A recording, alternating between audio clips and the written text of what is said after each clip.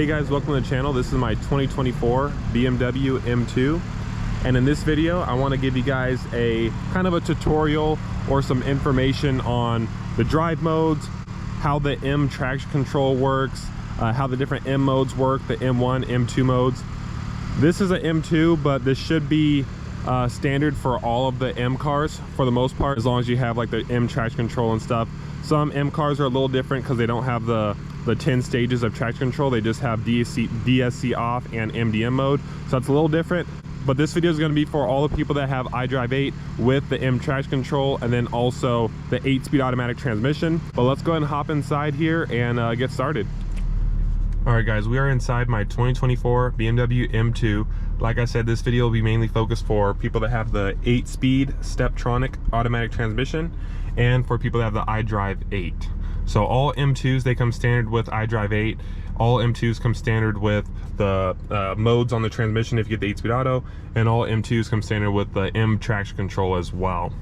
Well, let's go ahead and first start off with the steering wheel, right? So you guys can see here, there's M1 and M2, right? So what these buttons are for, they're kind of like presets, okay? So I went through the system, which I'll show you guys how to do in a second. I went in through the system to set this mode to be what I want it to be for M1 and this mode what I want it to be for M2. For me personally, I have M1 as like my kind of daily driver, just a little bit louder exhaust mode, and then I have the M2 mode as my all-out mode where I can slide the back end around, and I have the, you know, the firmest shifting transmission and everything, right? So that's how I have mine programmed. Other people, you may have yours programmed differently. So for example, if you're driving a M car, right, and they're like, oh, I'm gonna go into M2 mode, that depends on what they have it programmed as. So from the factory, it comes with certain presets. I've since changed it, so I don't remember what the factory presets are, but let me go ahead and show you guys how to do that. So if we go down here, all right, you see we have a little series of buttons, right? So here's our 8-speed automatic transmission with our different shift firmness right there, right? We have M mode, we have setup, exhaust, and then auto hold, right? But we're mainly gonna be focusing on the M mode and setup. So if you click M mode, what this does is, all this does is change your screen right here, okay? So right now we're on the road mode, right? And when you're on road, all your driver assist technology is active, like your lane keeping system and the forward collision warning and all that stuff.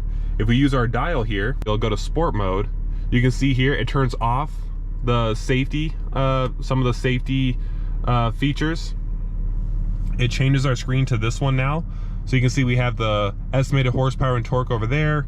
We have the gas and the coolant temperature right there. And then we have a big tachometer with a big gear indicator in the middle and your speed, right? So I'm gonna rev it up a little bit. You guys can see there. And then if you have heads up display, which M2s have it optional, M4s and all that, they also have it optional. If you have heads up display, hopefully you guys can see it, but there's now a tachometer in the heads up display. So if I take it out of that mode, I'm gonna go ahead and go back to road mode here real quick. You guys can see how that changes. See? So now it has like a little bit of like a blue outline. It has the speed limit and your speed. And then let's go ahead and go back into the M mode again. Let's click M mode and go back into sport. You can see it changes the tachometer there and changes the gauges here, right? So that's what the M mode does. Let's go ahead and try out the track mode. So this mode will actually turn off this center screen because it's supposed to like be, again, for the track, so it doesn't want you to have all the distractions right here. So let's click track mode, activate. You can see there, now it pops up our tire pressures. You know, it says that we're in track mode, all the safety features deactivated, screen turns off, right? And I have that upgraded heads up display with the tachometer on it. Turn the screen back on. I think you just press this. There you go, now the screen's back on. And now we're, let's go ahead and get out of track mode. So I'm gonna go back into road mode, and I'm gonna go over these M1 and M2 modes for you guys. So that's what the M mode does. If we go to setup, that's how you change these modes right here, and that's how you change the drive modes, the traction control, and all that stuff beyond that point. So if we click setup, now this pops up. So right now, our current setup, because we're just driving normally, we have the engine, chassis, steering, and brake all in the comfort mode, right? If you're just driving normally, you don't want to mess around with your M1 and M2 modes. You just want to, I don't know, just turn the engine to sport. You click sport, now we're in sport, Okay, you click it again, now we're in Sport Plus, then Efficient. Same goes for like the braking. If you want the braking to be more sporty, you can do that too. So this is like if you just want to adjust it on the fly. If we go over here to the left, let's go to M1 configuration. So this is how you change the modes for your M1 and M2 modes. So for my M1 configuration, I have it set for the engine to be in Sport. So the engine's not in Sport Plus, it's just in Sport, right? I have the transmission to be in the efficient shift points, which is D1. So that's 1 bar on the transmission. So as I showed you guys with the bars on the transmission, 1 bar is like the efficient shifting, the smooth shifting, the early shifting, right? So that's the mode I have it set up for that. Then S does not mean Sport. S means sequential. So that's basically manual mode. So don't get S confused with Sport, that just means sequential. So let's keep going down. Chassis, obviously you have your different chassis modes there, Sport, Sport Plus, all that stuff. And then I have my DSC for M1 as MDM. So if you guys can see here, I have on, MDM. As you guys can see there, it has a little explanation of what it does. That's just like a little bit of traction control taken off. And then you can turn it all the way off. And then when you turn it all the way off, you can go into M traction control, which has the 10 different settings. 0 being all the way off, 10 being all the way on, right? And it will actually change the message based off of what you pick. So low level of assist, like drifting, you know, moderate level of assist, all that stuff. But I like to set mine to MDM for that mode, so I'm gonna keep it on MDM. Auto start stop, I have that turned off. The nice thing about M cars is that once you turn it off, it stays off. You don't have to turn it off every single time, okay? M sound, so let's go ahead and listen to it real quick. Let's go to M1 real fast.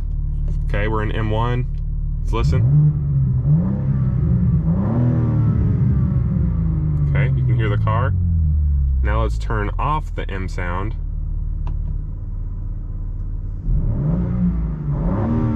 See, now you don't hear that bassy sound anymore, right? So I'm gonna do it part way so you guys can hear. See, now it's deep and it has the burbles in it now. So you definitely want M sound on for sure. And then you can reset it back to factory settings if you want. M2 is the same way. I'll show you guys how I have my M2 mode programmed. So I have everything in Sport Plus. I have the transmission in the most aggressive setting, which is D3, but it's still an automatic, not in sequential. Chassis, I have it in Sport Plus, the most sporty chassis. Steering, everything is all in Sport. And I have my DSC off, and then I turn my M traction control to level 3, because this will let me slide corners, you know, very nicely without the computer intervening, but it won't let me go crazy and do like donuts and stuff. I'll turn the M traction control all the way off if I want to do donuts and stuff. Then obviously auto start stop and all that stuff is off. But I want to show you guys one last thing in regards to traction control.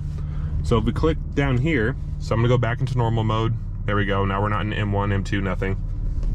We click the traction control button, and now our traction control setting pops up.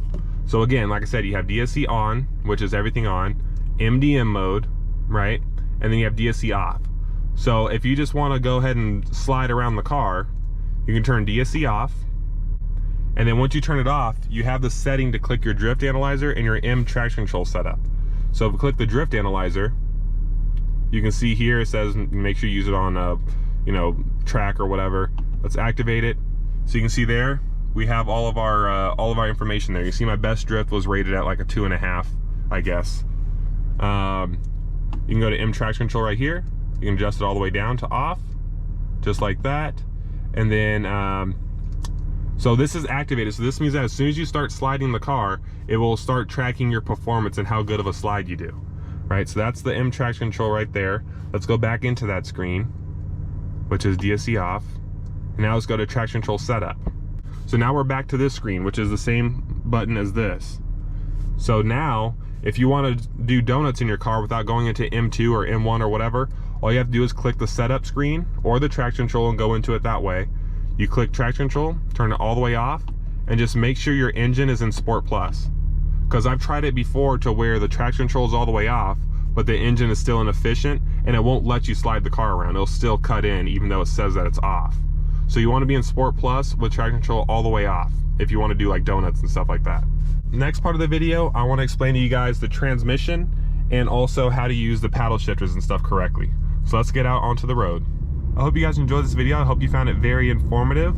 If you did, please give it a like and subscribe. Share your thoughts in the comments below. If you have any questions, feel free to leave those below as well. And I will see you in the next one.